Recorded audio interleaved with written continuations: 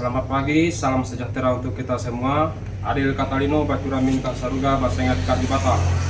Perkenalkan, nama saya Sakarias. Saya mahasiswa STPK Santo Fransiskus Asisi Semarang tahun 2025. Saya mengajar di SD Negeri 20 Pakato, Kecamatan Pahulu, Kabupaten Landak, Kalimantan Barat.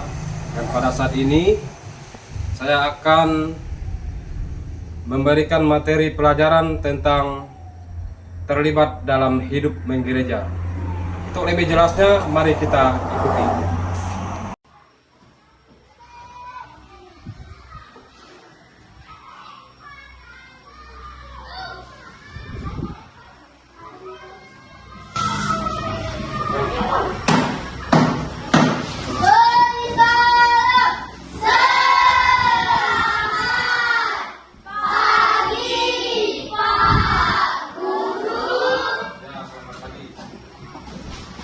Silakan duduk. Apa kabar anak-anak? Luar biasa. Coba ulangi sekali lagi. Apa kabar? Luar biasa. Terima kasih. Hari ini kita akan belajar tentang hidup terlibat dalam kegiatan menggereja, ya. Namun sebelumnya, terlebih dahulu kita awali pelajaran ini dengan doa pembukaan. Siapa yang mau berdoa? Ya, silakan.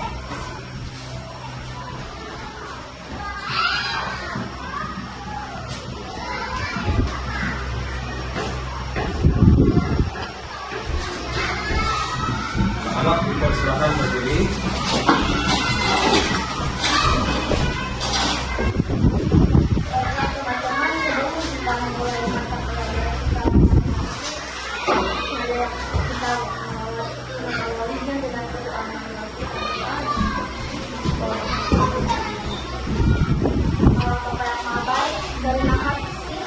Baru yang engkau berikan dan engkau anugerahkan kepada kami.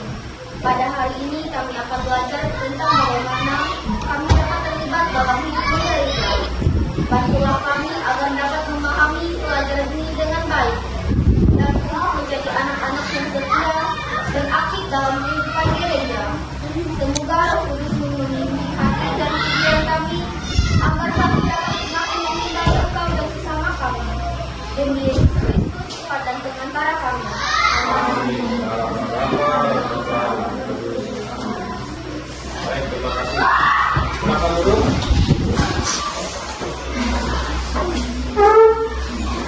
Jadi, tema pelajaran kita pada hari ini adalah terlibat dalam hidup gereja.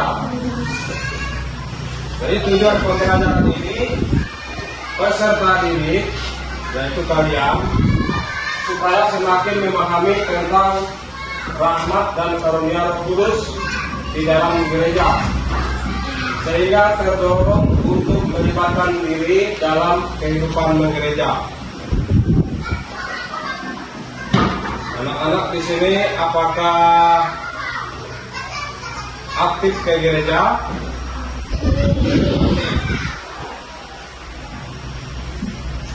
Apa saja yang dilakukan ke gereja? Ayo, apa saja?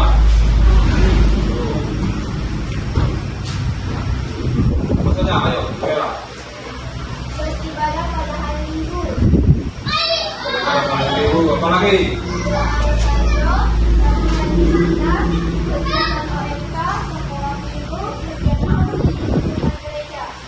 Ya, jadi banyak ya kegiatan di gereja itu.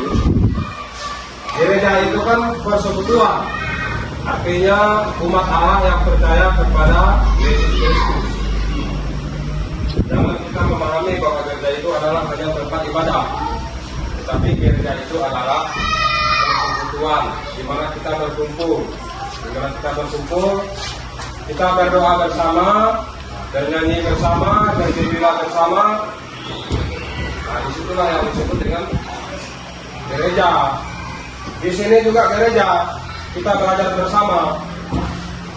kita inilah yang disebut gereja. Jadi di dalam gereja kita terlibat, tujuannya supaya kita bisa mengembangkan diri, bisa bekerja sama dengan saudara-saudara kita yang lain dalam hal membangun gereja, membangun kebersamaan, membangun komunitas. Jadi untuk selanjutnya, untuk lebih mendalami pelajaran ini, mari kita sama-sama bernyanyi dulu ya. Anak-anak tahu nggak lagu Bangun Dunia Baru? Tahu. Ya. Jadi kita sama-sama bernyanyi lagu Bangun Dunia Baru. Nah, kita punya ya.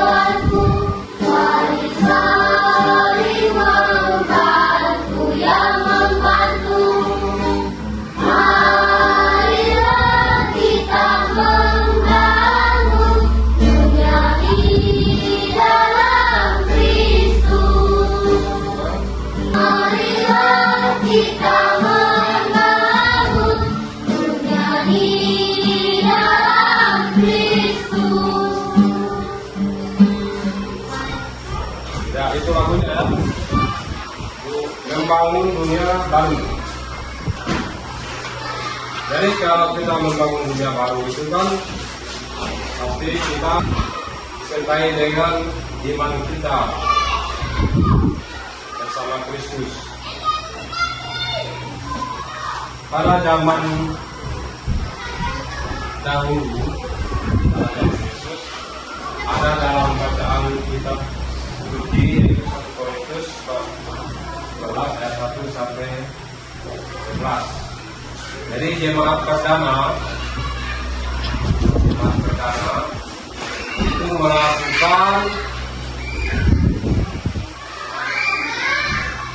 ibadat bersama atau kumpul bersama,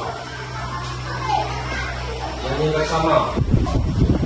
Jadi ada rupa-rupa karunia tetapi satu roh. Salah satu kutipan dari ayat kitab suci ini. Dan ada rupa-rupa pelayanan tetapi satu Tuhan. Dan ada berbagai perbuatan ajaib tetapi Allah adalah satu yang mengerjakan semuanya dalam semua orang. Tapi kepada tiap-tiap orang dikaruniakan penyertaan roh yang bersama. Ini para jemaat perdana, Yesus itu kan menyuruh para rasul untuk mengatakan kabar gembira kepada seluruh dunia.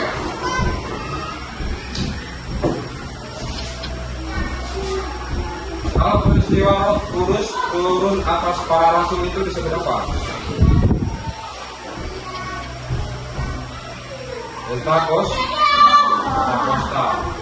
Itulah Yesus sebelum naik ke surga, dia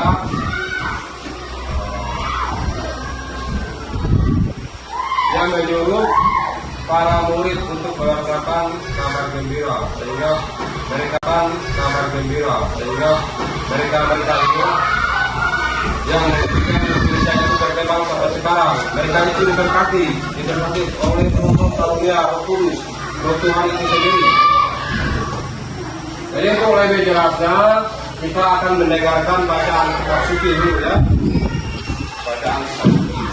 Saya mau baca kitab suci. Ya silakan.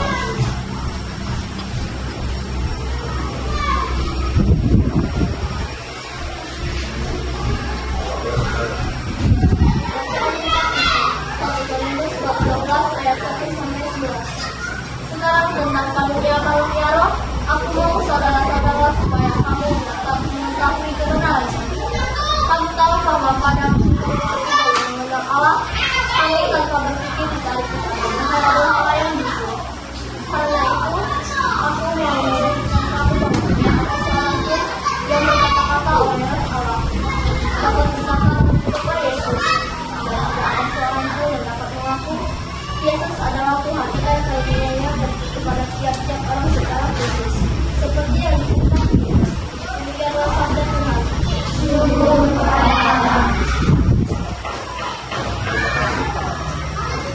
Jadi bacaan kitab suci yang sudah kita dengar tadi adalah tentang karunia Roh Kudus, Roh Tuhan, Tuhan yang ada pada diri kita, supaya kita itu bisa menjadi keluarga sabda Allah, atau memberikan kabar gembira kepada orang lain, atau mengembangkan kemampuan dan talenta kita pada orang lain. Salah satunya misalnya kalian bernyanyi kan, kalau kalian pandai bernyanyi, suaranya lantang, suaranya bagus, itu merupakan suatu karya Roh Kudus, karena tidak semua orang yang bisa menyanyi. Coba kalian lihat di televisi, para artis yang menyanyi itu tidak semua orang bisa menyanyi.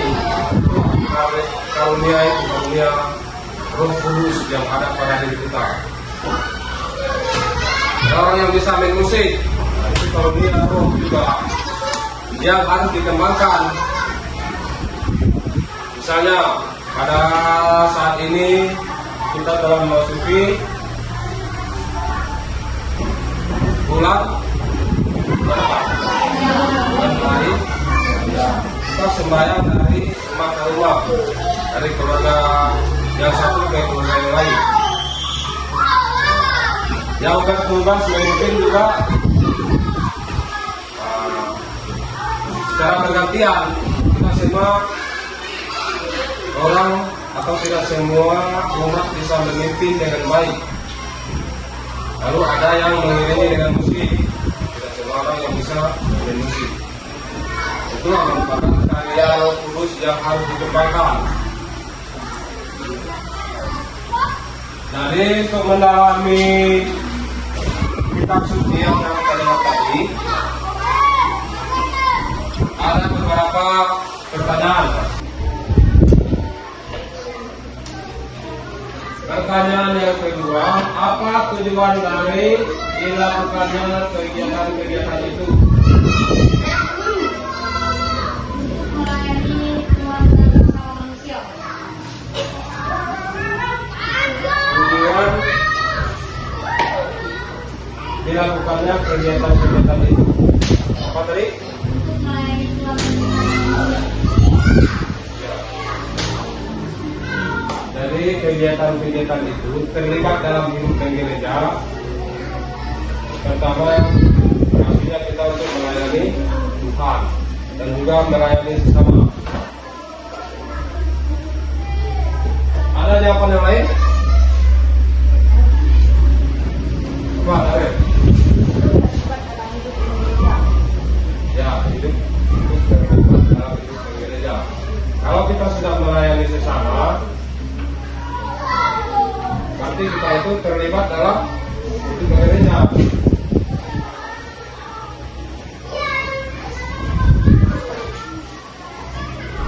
Pertanyaan nomor 3.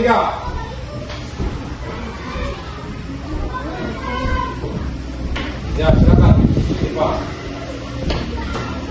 Apa saja Pak talenta yang dimiliki umat di lingkungan kalian?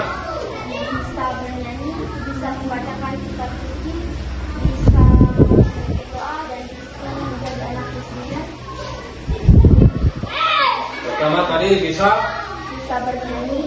bernyanyi, itu merupakan talenta ya, kemampuan kita, karunia yang diberikan oleh Tuhan untuk kita kembangkan. Karena tidak bisa semua orang itu bisa bernyanyi. Lalu yang kedua tadi apa? Bisa membacakan kitab suci. Ya, bisa membaca kitab suci di gereja atau rektor ya.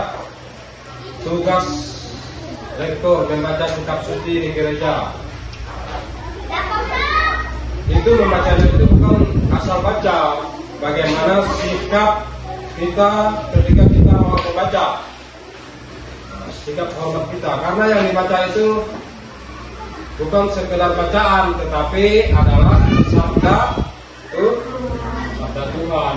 Kitab suci itu sabda Tuhan ya. Sabda Tuhan yang kita sampaikan kepada saudara-saudara kita supaya mudah dipahami, mudah diingat. Sebelum kita baca kitab suci, kita harus tunduk dulu, kita hormat dulu di depan altar. Nah, di situ baru kita baca. Kemudian apa lagi kemampuan kita? Yang ketiga tadi apa? Bisa memimpin doa. Nah, bisa memimpin doa. Misalnya ketika ada kegiatan sekolah minggu, lalu ada salah satu kalian disuruh untuk memimpin doa, kalian harus siap. Karena tidak semua yang lain bersedia, kalian harus bersedia, siap untuk memimpin doa. Itu merupakan talenta atau kemampuan kita ya. Yang lain. Dan bisa menjadi anak miskin. Mungkin kalian belum ya untuk menjadi miskinah, tapi kalian dari sekarang itu sudah harus bisa memahami, harus bisa belajar bagaimana kita untuk menjadi putra putri altar atau miskinah ya. Tahu nggak tugas miskinah kalau di gereja itu enggak? Bagaimana tugas miskinah?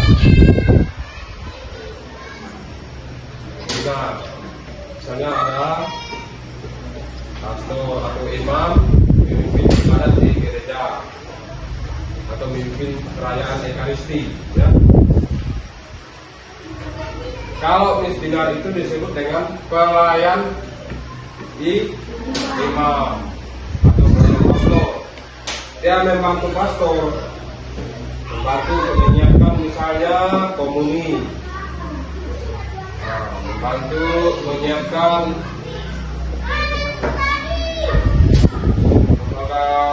rilis atau menyiapkan lupa. Intinya melayani imam ya, itu tugas misdinar. Nanti kalian baru kelas 5. Kalau pelayan misdinar itu biasanya kelas 6 sampai kelas 1, kelas 2, kelas 3 SMP. Itu pelayan misdinar. Lalu kemampuan atau talenta apa lagi? Yang lain? Bisa bermain musik. Itu salah satu talenta atau kemampuan. Tidak semua orang bisa bermain musik. Bisa main gitar, bisa main keyboard, atau alat musik yang lainnya. Pertanyaan ya, berapa lagi? Nah, bagaimana talenta itu disumbangkan di lingkungan? Berikan contohnya, kegiatan apa? Melatih skor, membina sekolah minggu, memimpin doa. Ya, kalau talenta itu disumbangkan di lingkungan lain ya, atau di stasiun lain atau di gereja tetangga. Salah satu contohnya tadi adalah melatih skor. Misalnya gereja tetangga kita tidak ada untuk yang melatih skor, jadi kita bisa bantu ya, untuk melatih suara untuk misalnya persiapan menyambut hari raya Natal atau persiapan menyambut hari raya Paskah. Artinya kita harus latihan nyanyi atau itu. Kemudian yang nomor 2 tadi apa? Membina sekolah minggu. Membina sekolah minggu itu sama ya. Kalau di tempat kita ada pembinaan anak sekolah minggu. Di lingkungan lain juga pasti ada. Makanya biasanya Kalau sekolah minggu tempat kita, kalau satu lingkungan biasanya saling kunjungan. Itu namanya persekutuan gereja. Kita saling berkumpul bersama, berdoa bersama, sama dengan yang dalam bacaan kitab suci tadi, jemaat para rasul, jemaat perdana. Mereka itu mengadakan kumpul bersama, berdoa bersama. Nah, begitu juga kita kunjungan dari lingkungan ke lingkungan lain. Misalnya kunjungan anak sekolah minggu di stasiun Purwakarta, misalnya kunjungan ke stasiun Pampang, seperti itu. Apalagi yang lain?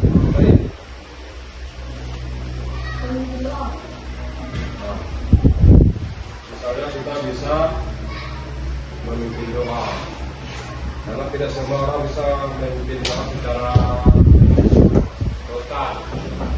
Ya.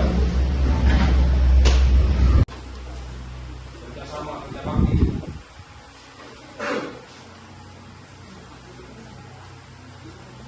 Nah, ini pesan kitab suci. Lalu kegiatan umat yang dilakukan di lingkungan gereja menghadirkan karya keselamatan alam. Agar kegiatan itu terlaksana, umat terlibat sesuai dengan kemampuannya masing-masing. Misalnya tadi kemampuan dalam bernyanyi, bersuara, kemampuan dalam memimpin, kemampuan dalam merangkai bunga. Pernah tidak merangkai bunga? Itu merupakan suatu karya keselamatan Allah yang ada pada diri kita. Kita berkarya ya untuk gereja. Menurut Paulus, ada beberapa golongan gereja yang disebut karyawan Tuhan. Ada golongan satu menanam, golongan yang lain menyiram, ya. Itu ya golongan itu namanya golongan masyarakat. Ada yang menanam, ada yang menyiram. Kalau golongan yang satu meletakkan dasar bangunan, yang lain membangun tembok, lain lagi membangun atapnya. Itu ada dalam 1 Korintus 4 ayat 1 sampai 23. Kemudian rupa-rupa karunia itu seperti membuat menyiksa. Ada karunia bernubuat, seperti suka membantu, menasihati dan menghibur. Ini karunia yang bernubuat namanya. Kemudian ada karunia mengajar, ada karunia menanam, ada karunia menyiram. Menanam artinya kita mengajarkan yang baik, ya. Menyiram, ya kita namanya juga menyiram, artinya memelihara, ya, memelihara, memperbaiki. Kemudian rupa-rupa pelayanan, ada pelayanan di bidang peribadatan, pengajaran, persekutuan dan sebagainya. Kemudian semua karunia itu diberikan oleh satu roh. Yang kita berikuti diberikan oleh satu roh, yaitu roh Tuhan, ya, roh Tuhan. Jadi karunia itu pelayanan yang kita berikan kepada sesama, jadi untuk kepentingan bersama atau untuk kepentingan gereja, ya. Maka sesuai karunia masing-masing, umat harus terlibat dalam hidup gereja. Kalau kita sudah mengembangkan karunia-karunia dari Tuhan tadi, artinya kita secara langsung terlibat dalam hidup gereja. Hidup gereja itu dilakukan agar karya keselamatan Allah dapat dirasakan oleh umat itu sendiri dan oleh masyarakat. Nah, itu tujuannya, ya. Kalau kita terlibat dalam hidup gereja, artinya kita telah melakukan karya keselamatan Allah. Ini terakhir ya. Sebagai kesimpulan,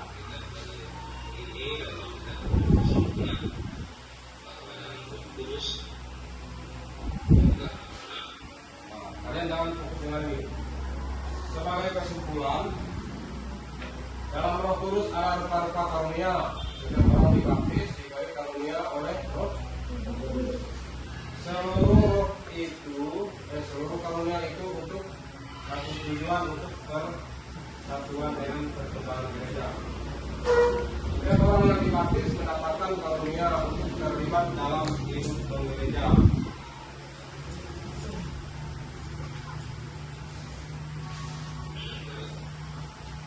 Jadi demikian untuk pelajaran hari ini. Ya.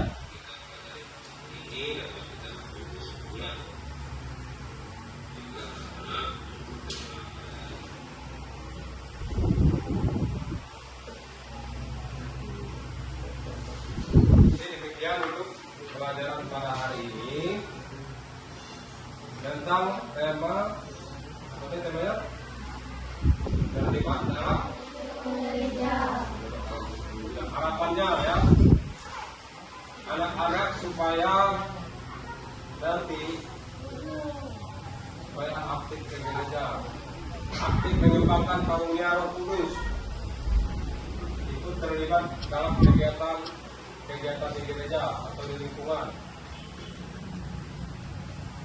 Jadi untuk mengakhiri kegiatan kita pada hari ini, kita tutup dengan doa penutup. Namun sebelumnya Pak Guru mau absen dulu ya.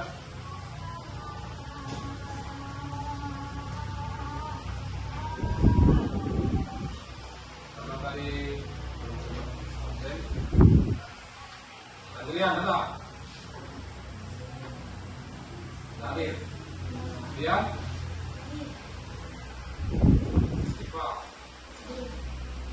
Darah, Darel, Indriga, Rizka, Vanessa, Victoria, ya. Berarti satu orang yang tidak hadir ya kan? Baik.